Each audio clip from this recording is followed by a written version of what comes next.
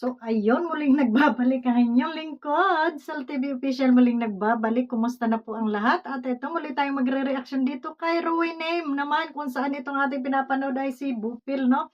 So panoorin muna natin si Bupil at nakakatuwa po. Tuloy. Ate, yung plano na maliit na pamamahay, ay medyo kulang pa rin po. So, ayan, baka mamaya ay gusto niyo pumunta doon kay Rina at gusto niyo makitulong kay Rina, ay wala po tayong mahigaan lahat. Dahil nagkulang po tayo sa size. Ayan. Ayun. Ano pa po baka daw kasi pag pumunta, kayo, o kung sino man, doon sa bahay kay Rina, ay hindi raw magkasya. Kaya, dahil sa kinulang sa size ng bahay. Mariosep. Dahil daw sa kinulang sa size. Ibig sabihin, doon daw sa mga hindi pa nakakabigay at magbibigay pa, yung may mga pera pa dyan, ay magbigay na kayo dito kay Rowenim para madugtungan yung pabahay nila kay Rina.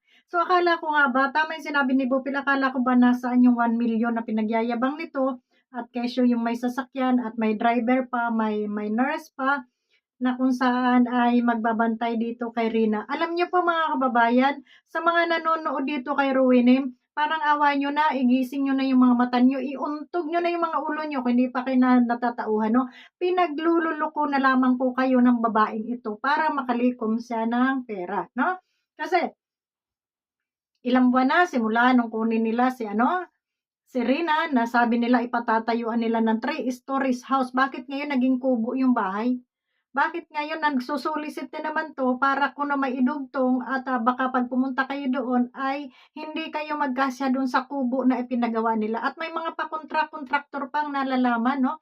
Kesyo kontraktor daw ang gagawa doon sa maliit na bahay na kahit na maliit yung bahay ay milyon pa rin daw po yung halaga kung hindi ba naman mga siraulo. No? So, ibig sabihin, talagang pinagkakapirahan lang nila to si Rina at ginagamit pag susulisit, no? At ito namang si Melanie ay nagpauto dito sa mga ito. Kawawa ka, Melanie. Ginamit nila yung anak mo sa sarili nilang katangahan, no? At ikaw naman ay tatanga-tanga ka, ay nasilaw ka sa kanilang mga pangako. Ngayon, patuloy sila nagsusulisit at kayo ipapabahay kay Rina. Asan yung mga pabahay na yan? No, Mariosip, ang tagal na noon, no? Pinaglululoko na lang kayo nitong sinungaling na babaeng ito para lamang makapagsulisit siya ng pera. Asan na ba yung ating no? Tuloy nga natin. Kaya kung kayo daw ay may pera, para ay ibigay na daw ninyo. Nang sa ganun ay makapag-adjust na malaki-laki. Akala ko ba merong 1 million na sinasabi mo? Oo nga naman, asan ang 1 At million? nasaan na rin yung mga pera na binawi mo kay Kalingap Rob? Bakit kayo nananawagan ka sa mga tao na baka kayo may pera dyan para kay Reyna ay ipadala na ninyo para makapag-adjust para doon sa size ng bahay? Nako, Diyos ko! Yan, totoo yan. Pinaglululoko na lamang kayo sa mga viewers ni Ruinem. Ay Diyos ko, matauhan kayo at kayo niluloko na lang nitong babaeng ito. Ginagawan lang kayo ng mga magagandang kwento. Tuwing magla-live siya, mga magagandang kwento ang kinukwento sa inyo. Kayo naman, paniwalang-paniwala, paribasa, mga uto-uto kayo. Huwag kayo magpa-uto dito sa babaeng ito dahil ito ay, sabi niya, mag-iingat kayo na baka kayo ay ma-scam, no? Huwag kayo mag-ano. Pero sino ba lumalabas ditong scammer? Ikaw. Babae. Ikaw yung lumalabas ditong scammer dahil solicit ka ng solicit. No, binigay nyo kay Kalingap Rob tapos binawi ninyo dahil alam nyo hindi kayo magkakapera. Ngayon, inagaw ninyo si Rina para tuloy-tuloy yung pagsusolicit ninyo. Sana karmahin kayo. Sana karmahin kayo dyan sa mga ginagawa ninyong kaswapangan, sa pera, ginagamit yung tao, inuto-uto nyo si Melanie, tapos, solicit kayo na solicit, wala naman kayo binibigay, asan yung sasakyan? Puro lang kayo ngaw-ngaw, dyan sa inyong may content lang kayo, no? Pinagkakitaan nyo na ng husto si Rina, ang kakapal na mga mukha ninyo. Diba? Sos, Mariosep. Sige, maniwala pa kayo dito kay Ruinem na sinungaling. Napakasinungaling. Kinukwentuhan lang kayo ng magagandang kwento. Paniwala naman kayo, mga uto-uto. Padala na ninyo para makapag-adjust. Para doon sa size ng bahay. Nako, Diyos ko! Anong petsa na? Ay, kawawa kang Melanie ka. Totoo. Ito sa lahat ng ating mga minamahal na viewers. Maging sa mga nanonood kay Rowinek. Sa totoo lang, pinaiikot-ikot na lang po kayo. Anong petsa na? Pinaiikot-ikot na lang po kayo at baka na daw po kayo may pera pa dyan ay tatabi para kay Reyna. ninyo. Totoo naman, hindi ba kayo nakakahalata? Matagal na po kayong tinatarantado nitong ruinim na 'to.